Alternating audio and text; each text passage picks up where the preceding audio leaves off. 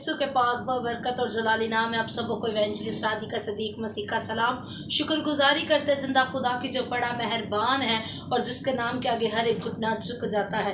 मेरे अजीज़ों, खुश है कि जिंदा खुदा हमारी फरियादों को सुनता है। आज का मेरे पास कलाम अक़दस का बहुत ज़बरदस्त टॉपिक है।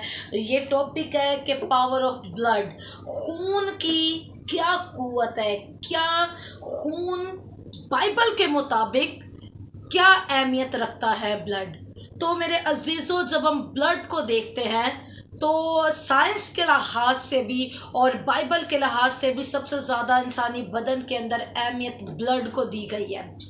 जब इंसान की बीमारी का पता नहीं चल रहा होता, जब आप डॉक्टरों के पास जा के परेशान हो चुके होते हैं और जब आप परेशानी में मुबतला हो जाते हैं और डॉक्टर साहब की बीमारी को पकड़ नहीं पाते, तब डॉक्टर आपको ब्लड टेस्ट का क्यों कहते हैं? क्योंकि ब्लड के अंदर पावर मौजूद है। बाइबल के मुताबिक आज हम इस टॉपिक को सीखेंगे कि कलाम खुदा बयान करता है कि खून के अंदर सांसें पाई जाती हैं। हम हार्ट को अपने बदन का सबसे बिगेस्ट पार्ट समझते हैं कि शायद अगर हमारे दिल को कुछ हो जाए तो हम जिंदा नहीं रह सकते, लेकिन सबसे बड़ी चीज़ बाइबल के मुताबिक भी और साइंस के मुताबिक भी इंसानी बदन का ब्लड है। जब खुदा ने आदम के अंदर दम फूंका तो उस वक्त आदम के अंदर खून की रवानी शुरू हो गई, ब्लड ने गर्दिश करना शुरू कर दी। तो सबसे पहले हम कलाम अक़दस के अंदर से देखेंगे खुदा का कलाम इस बारे में क्या बयान करता है। आइए मेरे साथ मिलकर हवाला निकालिए। पुराना ऐदनामा एबार की किताब उसके 17 बाब की हम 14 आयत को देखेंगे। खुदा का कलाम क्या बयान करता है। क्योंकि जिस्म की जान जो है वो उसका खून है, जो उसकी जान के साथ एक है। इसीलिए मैंने बनी इसराइल को हुक्म किया है कि तुम किसी किस्म के जानवर का खून ना खाना, क्योंकि हर जानवर की जान उसका खून ही है। जो कोई इसे खाए वो काट डाला जाए। आमीन। कितना बड़ा खुदा का कलाम इस टॉपिक के अंदर हमें बता रहा है एक भेद। मेरे अजीजों, ये भेद कलाम अक़दस बयान कर रहा है कि कोई भी जानवर खाए लेकिन उसके खून को ना खाए। क्यों ना खाए? क्योंकि बाइबल अक़दस कह रही है कि खून के अंदर सांसें मौजूद है। जब किसी का एक्सीडेंट होता है और अगर उस बदन का बहुत ज्यादा खून बह जाए तो डॉक्टर्स कह देते हैं इस शख्स को बचाना नामुमकिन हो चुका है। जब किसी शख्स के बदन की अंदरूनी बीमारी पकड़ी नहीं जा रही होती कि कौन सी बीमारी इस पर आन मौजूद हुई है, इस बदन के अंदर कौन सी बीमारी मौजूद है, तो डॉक्टर ब्लड टेस्ट करते हैं। जब ब्लड का टेस्ट किया जाता है तब डॉक्टर्स बताते हैं वाइटामिन की कमी है, वाइटामिन ए कितना है, वाइटामिन डी कितना है, वाइटामिन ए कितना है, कैल्शियम कितना है। तो इन सब चीजों का पता ब्लड के जरिया से लगाया जाता है। और बाइबल अक़दस बयान करती है, कलाम खुदा बयान करता है कि ब्लड के अंदर सांसें मौजूद है।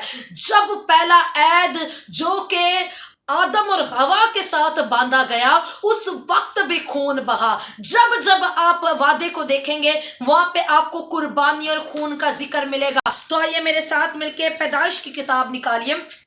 यहाँ पे पैदाइश की किताब उसके 3 बाब की 21 आयत को हम देखते हैं। यहाँ पे खुदा का कलाम बयान करता है, और खुदा ने आदम और उसकी बीवी के वास्ते चमड़े के कुर्ते बनाकर उनको पहनाए।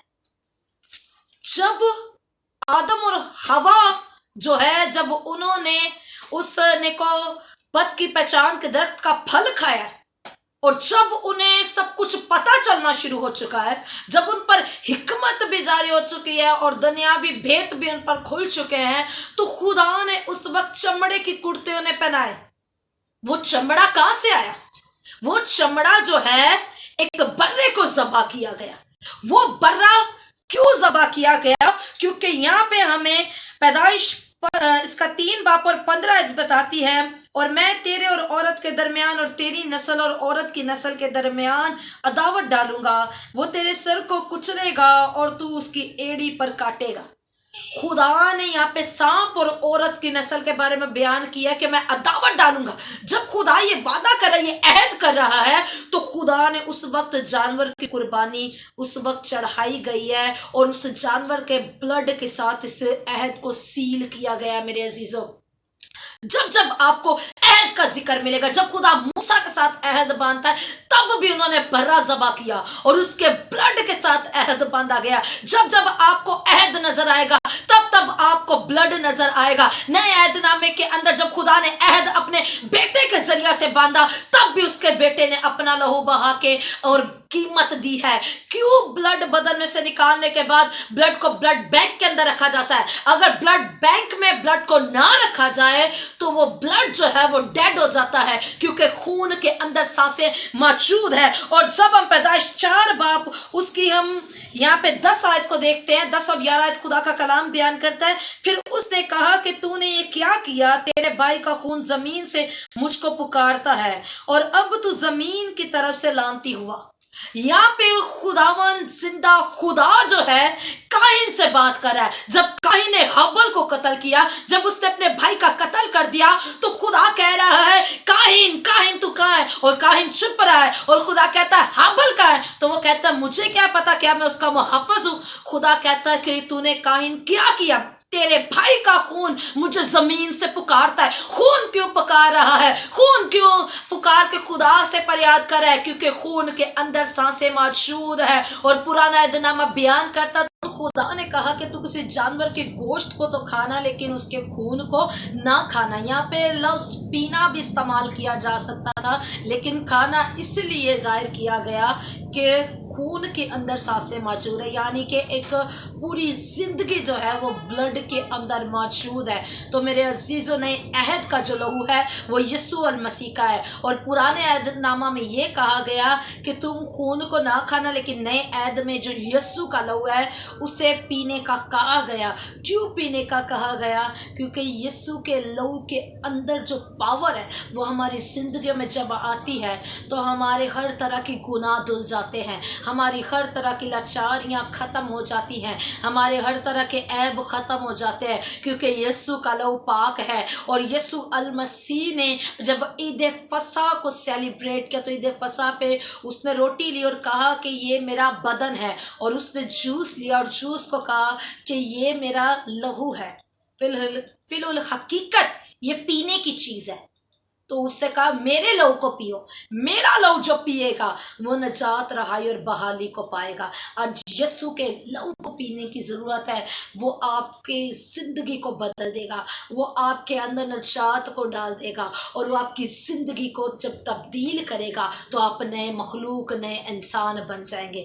आमीन। मेरा ईमान है जिंदा खुदा ने इस कलाम के वसीला से हम सबों को ब्लेस किया है, और आपने ब्लेसिंग को रिसीव किया है। अपने अंदर इस मुकाशफे को कायम रखें और इसी मसा में आगे चलते रहें। God bless you all.